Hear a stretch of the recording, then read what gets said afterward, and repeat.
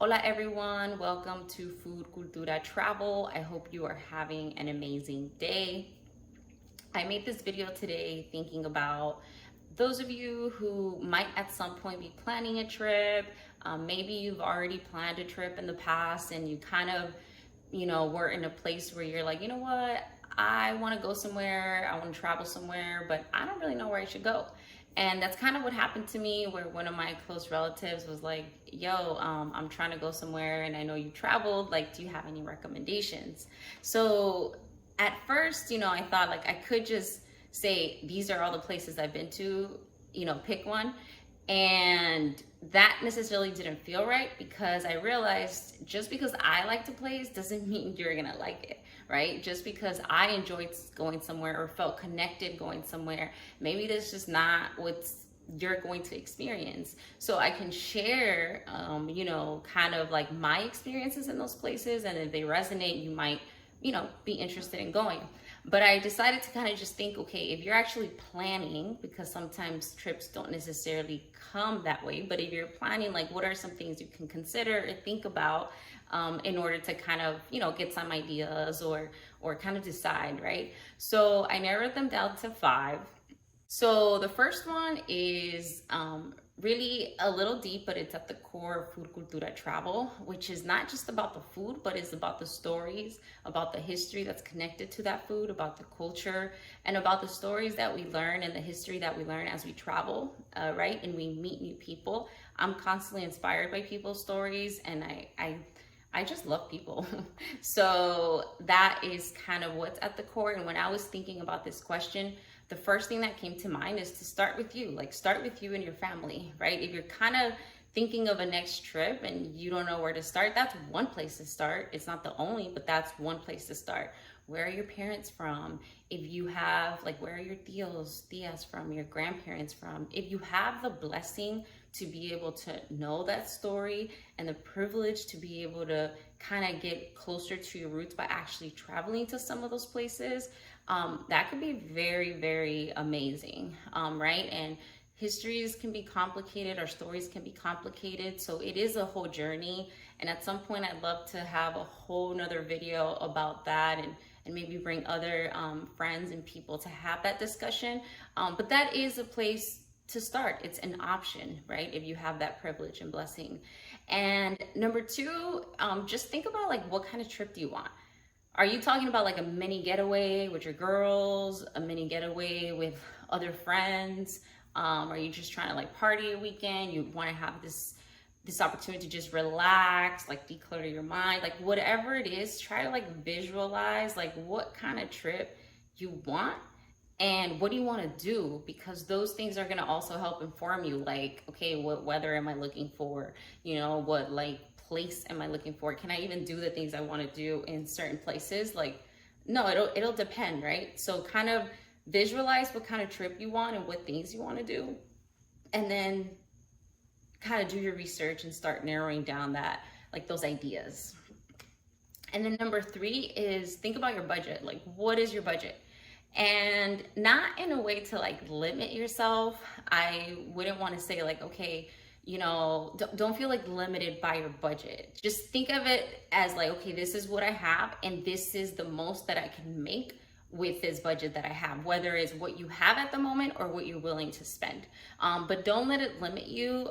If anything, let it serve as a way to be creative, and even think about, expanding it to destinations that you might have not thought of, And what I mean by that, sometimes we could kind of say, okay, higher budget might mean a better trip, or higher budget might mean international, lower budget a local trip, but it doesn't necessarily work like that. And people who live like in expensive like cities and like countries might know, like, depending on where you're at, you can have a local trip and spend as much money as like trying a completely different place, right? Because there's so many factors that go into it, like the cost of the flight, the stay, the food, but don't let it limit you, okay?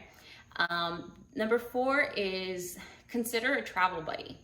And when it comes to kind of like, okay, where do I want to go? Like, the travel buddy kind of falls along all these other four considerations.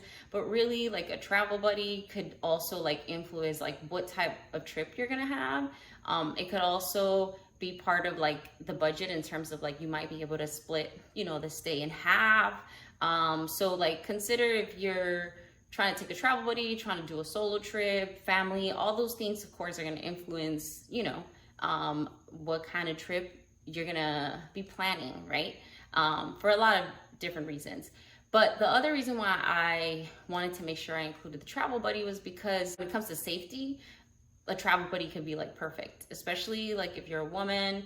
I know I've traveled solo twice, and as much as I liked it, I've realized, one, I like nightlife, so I'd rather be with somebody, and two, I just enjoy sharing that experience with people that I love. So that's actually one of my dreams, to travel more often with my family, friends, and other people.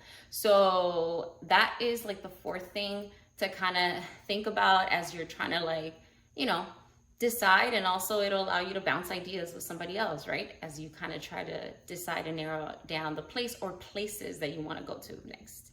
And then finally, just pull out a map, like look at the map, look at like the world, places, and you'll find places that you've never even thought of. Sometimes we kind of grow up, or I'll speak for myself, I kind of grew up thinking like, you know, one day I want to go to Paris and the Eiffel Tower and New York, because those are the kind of the things that I guess I saw. I don't know.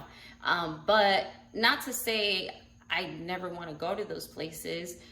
There, you know, I've been to New York. I mean, Paris is still on my list, but it's just not a priority. So the best thing to do is to go out there, see it for yourself, experience it for yourself, and just make the most out of that travel. I hope that was helpful. Like I said, this idea stemmed from a question, and I thought I'd share some of, you know, what I was thinking and things I consider now when I have the opportunity to plan a trip.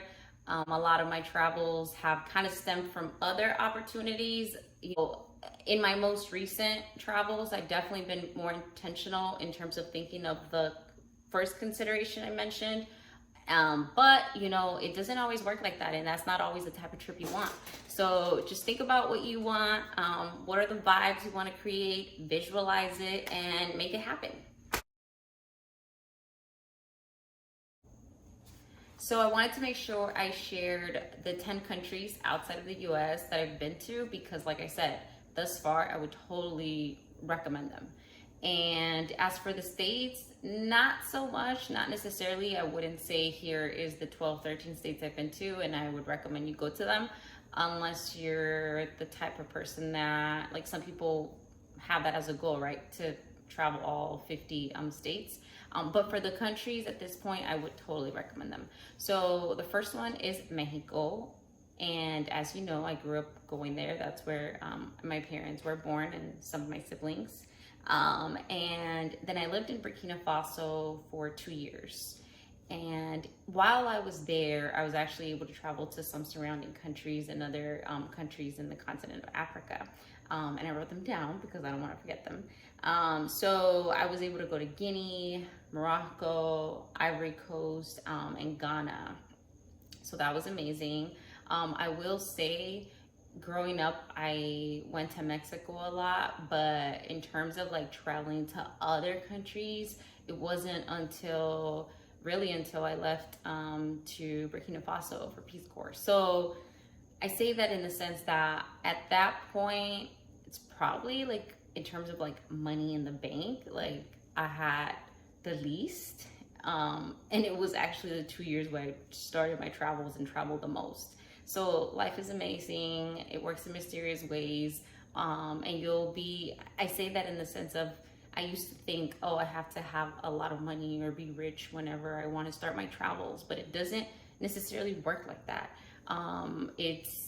There's ways to do it. That's my point. And then after, you know, I traveled those countries in Africa, I've also been able to go to Cuba, the Dominican Republic, Thailand, and then my most recent trip, to a new country was to Canada. So I wanted to make sure I shared those 10 countries as a starting point as well for those of you that are interested. Like I said, I would totally recommend them. And yeah, I'm excited. I am happy to be able to share these videos. I hope you enjoyed it, and I hope to make another one soon. Bye.